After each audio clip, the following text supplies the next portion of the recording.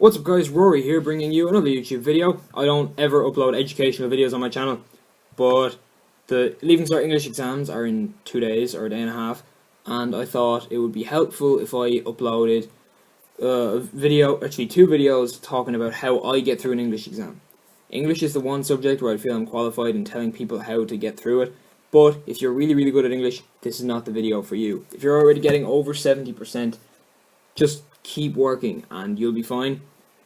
This is for the people who are on the line between pass and fail and want to bring their grade up a good few percent, maybe about 10 or so. I'm hoping if you follow what's in this and have enough natural ability, you should be fine. It's for the people who haven't studied at all the entire year and want some tricks to kind of make the exam go smoother. Now, in this video I'll be talking some general tips and then paper 1. Paper 2 is tomorrow, and that's a different beast because you actually do need to study for paper 2. But for paper 1, there are some tricks that I use that make the exam go a lot smoother. So I'm going to get into those in the video. I tend to ramble a lot, so I'm going to try and keep myself... This is like my 3rd take doing this because I just go off and... Right, without any further bullshit, let's get into the video. First tip I have, right? I should know it off the top of my head. I don't. I have a note. Manage your time well. Teachers go on about this in class all the time and people don't listen. Especially in English and maybe geography as well and maths. Manage your time because you will run out. If you're answering properly, you will be on the final paragraph, the final question, and the final minute. And you will still be writing when they're going around with the papers. Unless you're the first person to get called, which is just terrible. Keep on top of your time. Before you even go into the exam, don't even waste time planning. This should be in your study notes. How long you'll spend in each section. So for paper 1, if I'm looking at the papers, I'm thinking it's 2 hours 50 minutes. I'd want to spend probably, oh Jesus, I want to spend at least an hour on the story right off the bat. I honestly want to spend about an hour and a half on the story. It's 100 marks, give it all the time that you need, and then the comprehension and the letter decide amongst yourself. Like, split it up. It's less mean on time in paper 1 because there's a lot less to do. But for paper 1, I'd say a rule of thumb. See, it's 200 marks, but the exam isn't 200 minutes. So you can't actually spend a mark a minute, which I would really love to do. But I would say just focus on your time. Decide before you go in. I haven't done it yet, but I'm going to later on, is decide how long I'll spend on each section exactly. And when you see that clock go out of it, if you're still on your comprehension, stop. You're not going to get any more marks. You're probably already starting to lose the run of yourself and just repeat yourself. And if examiners see you repeating yourself, not only will you not gain marks, you will lose them. For your content grade will go down because it's just shit content. It's just pointless. Like if you read a novel and every line they said the same thing 3 times, no, it's bad. So don't do that. If you feel yourself, if you're stuck on time, move on to the next section, fresh start, and pick up extra marks. The next tip I have, synonyms. If you don't know what synonyms are, go to a dictionary, look for it. It's basically a word that means the same thing as another word, right? So what you do is you get your thesaurus, let's say for King Lear for example, which is paper 2, but let's say for King Lear you want to figure out another way to say sad, right? So, or you want to say the themes of sadness, and you want to talk about the themes of sadness, but you don't want to keep saying sadness over and over and over again. Then you look up sadness in a thesaurus and it tells you all the words for it. I'm not going to list them now because I'm not thinking about them, but like grief, misery, bereavement if you've lost someone, melancholy if there's like a sad vibe, shit like that. Just ways to say sadness in like different contexts, and that brings your language marks just straight up. And people say to me like, if it says the theme of sadness, can I say like, oh, he's depressed? Yeah, it's the theme of sadness, not the word sadness. I genuinely had people say that to me before. Can I say this if it's not that? Like, if a word, can I say a word that means the same thing if it's not the word that's in the question? Absolutely, just as long as it means the same thing, or close to it. Like, don't talk about how King Lear's happy if it's asking for sadness. Unless you disagree with that statement, but you're wrong then, basically, and you're not going to get any marks. A smaller tip, this one, and it might not work for some people, but I like to do it anyway, just read something before an exam. You could read your own notes, but I prefer to just read like a book, short story, something to get your mind in like in a sort of analysis mode, because you'll be reading comprehensions and trying to break them down. So why not read something you like? If you don't like reading anything, read movie reviews. Actually, reading reviews is probably a good idea because you can look at it and see how they break down things. So if you look at a comprehension, you have to break it down and tear it apart and analyze what it says. So if you look at other people doing that, you can pick up some techniques from them.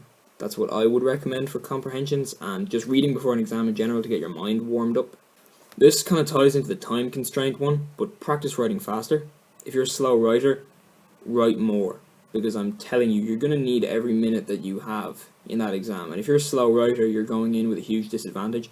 I happen to be a really, really fast writer. My handwriting is fucking abysmal, but it's functional. They can read it and it's really, really fast. So do that. As long as you can read it, it doesn't have to be really, really neat, because you're just hamstringing yourself. If you're going to go play sports and you're like, I'm a slow runner, but I'll be fine on the day. No, you fucking get in a treadmill, practice, run faster. That's just a kind of a general, like, I don't know why people get confused by that. Like, if you're a slow writer or a slow reader, I've heard people say, oh, what do I do for comprehensions if I'm a slow reader? Read more. Why is this a hang-up? Like, I don't understand that one at all, but just read more, write more.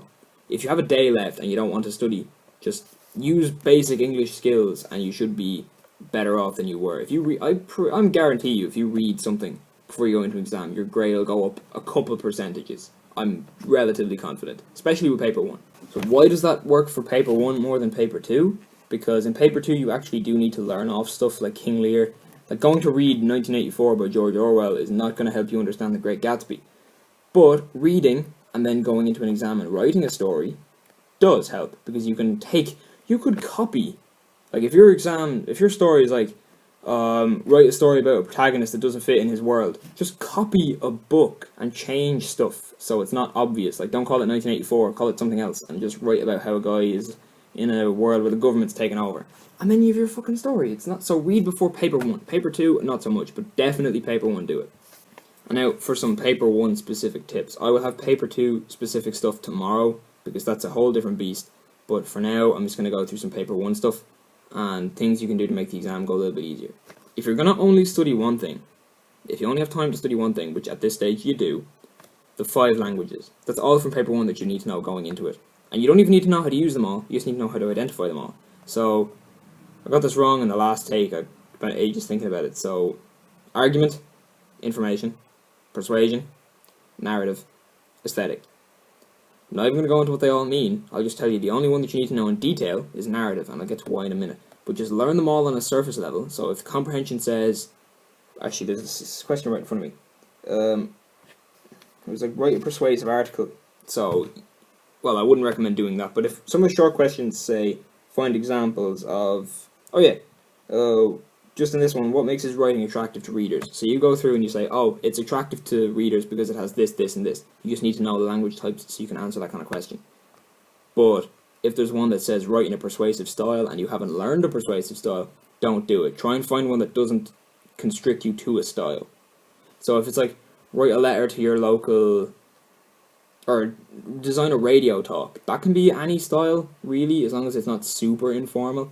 That can be a bit more chilled out because it's what you would say on a radio. So I suppose a tip for paper 1 is just don't hamstring yourself. Pick stuff that's flexible that you can use different languages for. Because, look, the only language I'm 100% comfortable with is narrative. Every other language I would not even... I wouldn't chance writing a persuasive essay on its own. I could do it, and I could do it alright, but I wouldn't be a H1 level. But if they said write something that tells a story, yeah, that's fair enough, that's handy. So just don't restrict yourself, and I'll get to another bad example of that in a minute. Don't spread yourself too thin with topics. At this stage you don't have a lot of time, so if you are going to study, pick something and study it well. This is why for the composing section, I recommend only studying the story. Now, if you're sitting there going, but Rory, I write articles really well. If you do anything really well, why are you watching this video? This is for people who are struggling and don't do anything really, really well. This is not the video for you. If you are struggling and you need to pick one of the composing section to study, and this is incredibly important, the composing section is 100 marks.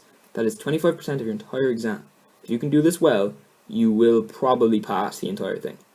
If you could pull out a banger of a story, that's 25%. If you can do this, you will pass. So learn a story Learn how to write a story and learn it well. If you spend the entire day tomorrow looking up how to write a story, you are studying. I'm not even joking. If you could write the entire story and get everything else in this exam wrong, that's 50% of the fucking exam. Learn how to write a story.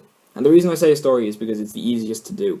Like, okay, I'm going to go through, this is the 2012 paper 1, higher level. This is higher level stuff. I didn't mention this, but I don't know if it'll work for paper 1. Some of it might, some of it won't, but I hope some of it does. But anyway, so looking at the 2012 paper 1, the first one is write a personal essay on what you consider to be the marvels of today's world.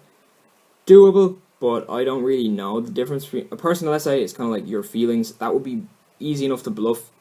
Memory's a ghost train too. Write a feature article for a newspaper. Skip it. The language would be way too technical.